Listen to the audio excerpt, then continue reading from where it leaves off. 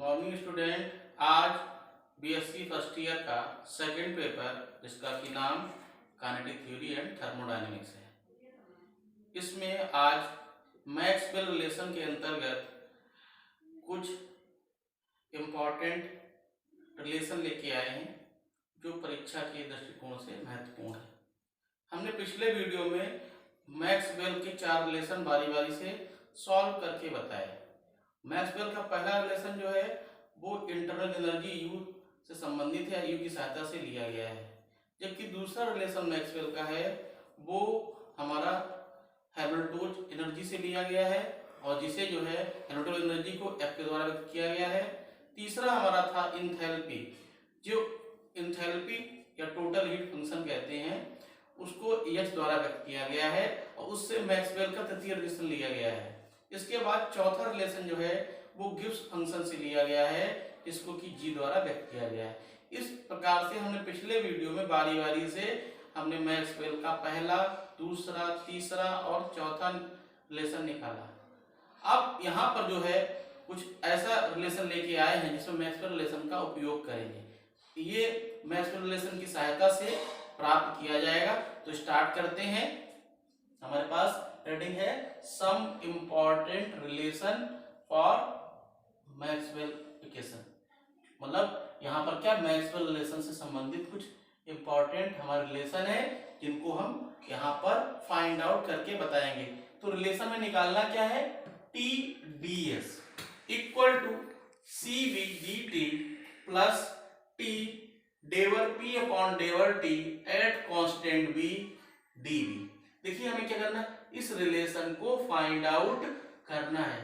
ये रिलेशन क्या है, पिछले रिलेशन से थोड़ा सा हटके है, थोड़ा सा अलग है, क्योंकि हमें यहाँ पर लेफ्ट हैंड साइड भी चाहिए और राइट हैंड साइड भी प्राप्त करनी है। ठीक है, हमने पहले ही बताया था कि हमारे पास 4 थर्मोडायनेमिक वेरिएबल हैं जिनको कि हम प्रेशर, वॉल्यूम, टेम्परेचर तथा एंट्रोपी नाम से जानते हैं। और हमने ये भी बताया था कि चारों एक दूसरे के क्या है, फलन है, फंक्शन है।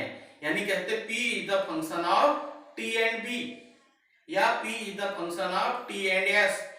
ऐसे ही दूसरे भी टर्म जो है वो एक दूसरे के फंक्शन होंगे, यानी चारों आपस में एक दूसरे पर लीनियरली डिपेंड करते हैं। ठीक है, तो हम यहीं पे स्टार्ट करते हैं। देखिए हमें यहाँ पर देखिए जो रिलेशन निकालना है, टी डी एस दिया हुआ, इसका मतलब क्या है, जो भी फंक्शन होगा वो किसका फंक्शन होगा, एंट्रोपी का फंक्शन होगा।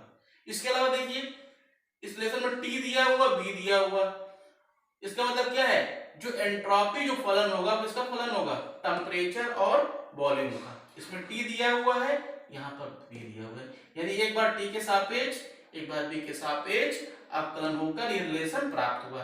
तो हमने क्या किया, लेट मान लिया S is the function of T and B। हमने पहले भी कहा था चारों जो है एक दूसरे के फलन है और आपस में लीनियरली डिपेंड करते हैं। ठीक है, तो S is the function of T and B, ये हमने मान लिया।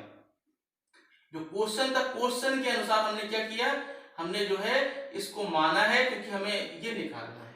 ठीक है, यहाँ पर ds क्या है, परफेक्ट डिफरेंशियल। हमने पहले भी कहा था कि यहाँ पर जो जिसके सापेक्ष अवकलन करेंगे वो हमारा कैसा, परफेक्ट डिफरेंशियल है। अगर ये परफेक्ट डिफरेंशियल है तो t और b क्या होंगे, ये भी परफेक्ट डिफरेंशियल होंगे।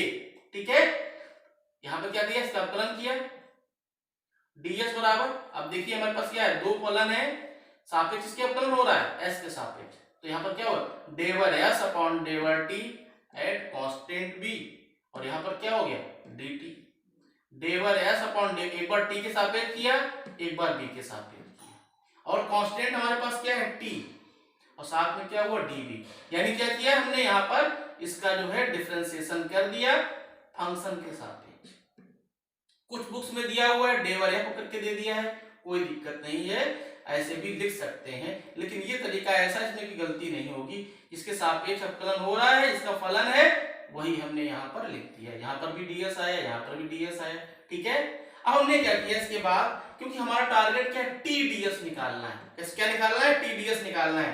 तो हमने क्या किया, t से गुणा करने पर, क्योंकि इसमें t नहीं था, यहां पर भी t है, टी से गुणा करें, T ds equal to T डेवर s अपॉन डेवर t at constant b dt plus T डेवर s अपॉन डेवर b at constant t db। यानी हमने क्या किया, जो ऊपर वाला रिलेशन था उसमें हमने क्या किया, t से मल्टीप्लाई कर दिया और मल्टीप्लाई करने पर हमारा एक रिलेशन प्राप्त हुआ।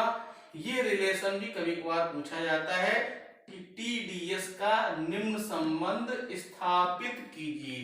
ठीक है, तो ये हमारा क्या हुआ, एक पहला रिलेशन भी आ सकता है एग्जाम में, तो ये भी थोड़ा महत्वपूर्ण, उसको नंबर 1 दे दिया। अब हमें करना क्या है, क्योंकि हमारे रिलेशन में क्या दिया है, सी बी दिया हुआ है।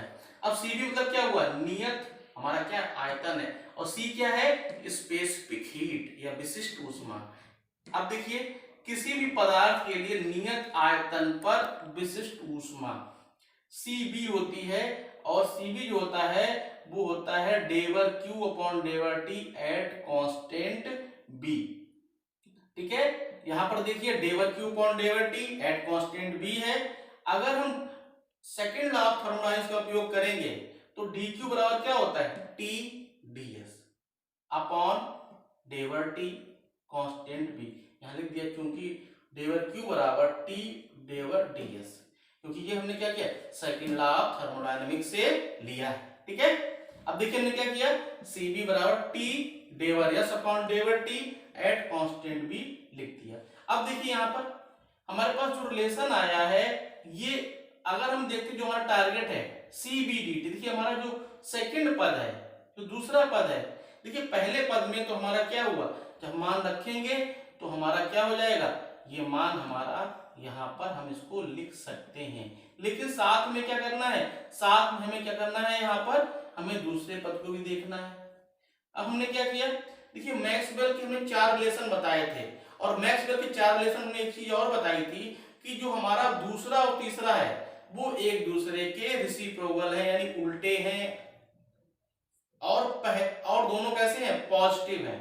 इसके अलावा पहला और चौथा कैसा था, जो कि इसमें कि नेगेटिव आ रहा था, ये दोनों आपस में एक दूसरे के रेसिप्रोकल हैं। देखिए यहाँ पर मैक्सवेल के द्वितीय संबंध से, मैक्सवेल का सेकंड रिलेशन था डेवर S अपॉन डेवर B at constant T equal to डेवर P अपॉन डेवर T एट कांस्टेंट B।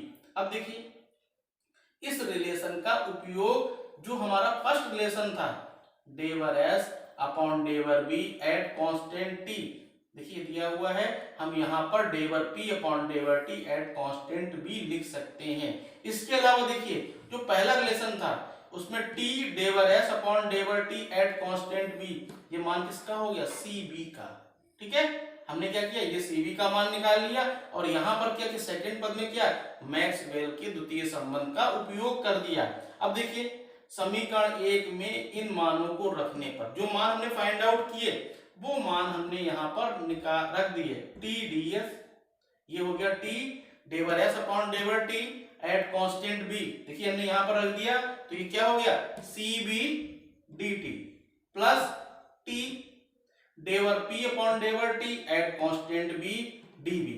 यानी हमारा क्या हुआ, जो ऊपर का रिलेशन दिया हुआ था वो रिलेशन हमारा प्राप्त हो गया, इसको समीकरण नंबर हमने 2 कह दिया। ये है जो है T ds का दूसरा रिलेशन हुआ। ठीक है, तो हमने क्या किया आज की वीडियो में, हमने यहाँ पर एक रिलेशन लिया, उसको सॉल्व करने के लिए हमने फंक्शन माना, क्या माना, एंट्रोपी जो फलन है T और B का, T और B का फलन था, क्योंकि ये परफेक्ट था तो हमने क्या किया, हमने यहाँ पर इसका डिफरेंशिएशन किया, करने के पश्चात हमने क्या किया, T से मल्टीप्लाई किया, मल्टीप्लाई करने के पश्चात क्या किया, हमने स्थिर नियत आयतन पर स्पेसिफिक हीट का मान रखा, मान रखने के पश्चात मैक्सवेल के सेकंड रिलेशन का उपयोग किया, उपयोग करने के पश्चात इन दोनों मानों को समीकरण 1 में रख दिया। रखने के पश्चात क्या हुआ, जो हमारा ऑब्जेक्ट था वो हमारा प्राप्त हो गया, यानी हमने मैक्सवेल का रिलेशन प्राप्त कर लिया। ठीक है, तो आज के वीडियो में बस इतना ही, अगले वीडियो फिर कंटिन्यू करेंगे। धन्यवाद।